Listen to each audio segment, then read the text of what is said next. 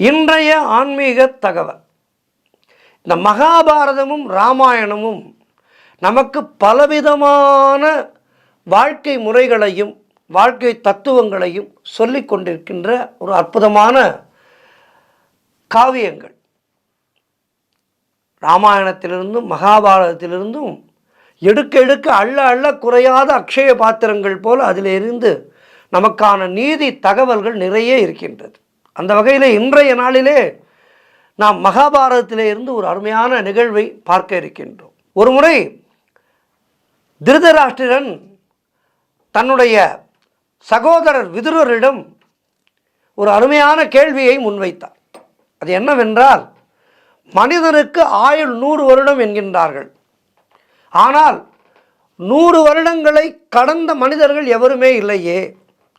அதற்கு என்ன காரணம்? ஒரு 100 வருடம் என்று குறிப்பிட்டிருந்தால் அந்த 100 வருடம் வாழ வேண்டும் அல்லவா? ஏன் அப்படி 100 வருடங்கள் வாழ மாட்டேன் என்கின்றார்கள்? பலர் இளவயதிலேயே இறந்து போகின்றார்களே, இதற்கு என்ன காரணம் என்று விதுரரிடம் திருதராஷ்டிரன் கேட்கிறார். விதுரர் மிகப்பெரிய பண்டிதர், நியாயவான்.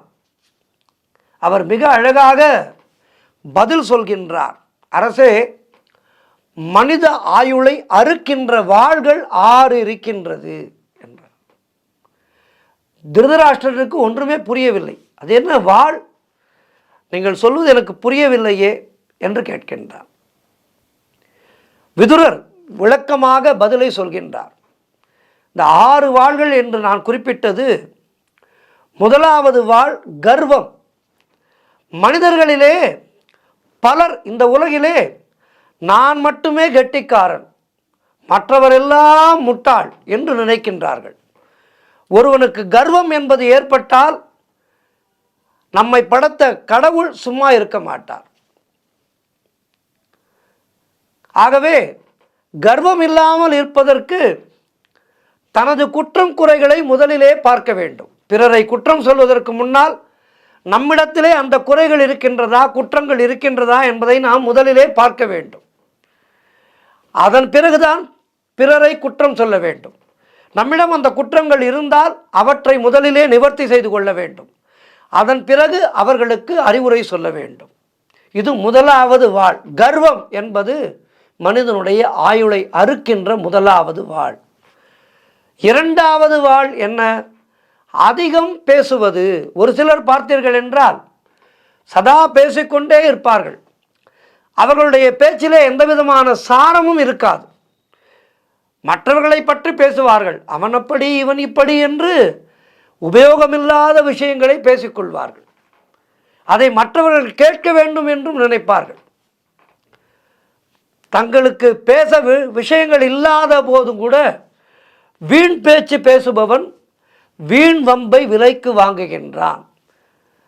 ஆகவே அதிகம் பேசுவது என்பது இரண்டாவது வாள். இது மனிதனுடைய ஆயுளை அழிக்கின்ற இரண்டாவது வாள், அதிகம் பேசுவது. சரி, மூன்றாவது வாள் என்ன என்றால், தியாக உணர்வு இல்லாமல் அதீத பேராசை கொண்டு இருப்பது மூன்றாவது வாள். ஆசையே துன்பத்துக்கு காரணம். நாம் படுகின்ற பெரும்பாலான துன்பங்களுக்கு காரணமாக இருப்பது ஆசை. ஆகவே இந்த ஆசை என்பது தன்னை வாழவிடாமல் செய்து, பிறரை வாழவிடாமல் செய்து, தியாக உணர்வு என்கின்ற மிகப்பெரிய அந்த நல்ல குணத்தையை ஆசை அழித்து விடுகின்றது. ஆகவே இந்த ஆசை என்பதை விட்டுவிட்டால் தியாக உணர்வு என்பது தானே வரும். மற்றவர்கள் வாழ வேண்டும் என்று நினைக்கின்ற அற்புதமான ஒரு எண்ணம் வரும். அந்த எண்ணம் வந்தால் நாடே செழிக்கும். எனவே இப்படிப்பட்ட எண்ணம் இல்லாமல் இருப்பது மூன்றாவது வாள் என்று சொன்னார். நான்காவது வாள் என்ன? கோபம். கோபத்தை வெல்பவனே உண்மையான யோகி. நாம் மிகப்பெரிய யாகங்களும் யஜ்யங்களும் செய்து மிகப்பெரிய பூஜைகளை எல்லாம் செய்தாலும் கோபம் என்ற ஒன்று இருந்தால் அதனால் எந்த விதமான பயனும் இல்லை. மிகப்பெரிய பூஜை முறைகளை எல்லாம் நாம் அறிந்திருந்தாலும் மிகப்பெரிய யோகியாக நாம் இருந்தால் கூட கோபம் என்பதை அழிக்காவிட்டால் நன்மை இல்லை. ஆகவே கோபத்தை விட்டவனே உண்மையான யோகி. கோபம் வந்துவிட்டால் நமக்கு தர்மம் எது அதர்மம் எது என்பது தெரியாமல் போய்விடும்.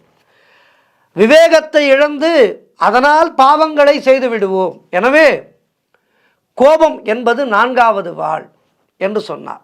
கேட்டுக்கொண்டிருந்த திருதராஷ்டிரனுக்கு அவனுடைய அந்த அரக்க மனத்தையும் மீறி மனதிலே இந்த செய்திகள் எல்லாம் அவனுடைய மனதிலே சென்று கொண்டே இருந்தது. 5வது வாள் என்ன? சுயநலம். சுயநலமே எல்லா விதமான தீமைகளுக்கும் காரணம். சுயநலம் கொண்டவன் தன்னுடைய சுயலாபத்துக்காக எப்படிப்பட்ட பாவத்தையும் செய்வான். எனவே சுயநலம் என்பது மிக கொடிய ஒரு வாள், 5வது வாள் என்று சொன்னார். 6வது வாள் என்ன? துரோகம். இந்த உலகிலே நல்ல நண்பர்கள் கிடைப்பதே அரிது. அப்படிப்பட்டவர்களுக்கு துரோகம் செய்வது என்பது மிகப்பெரிய தவறு.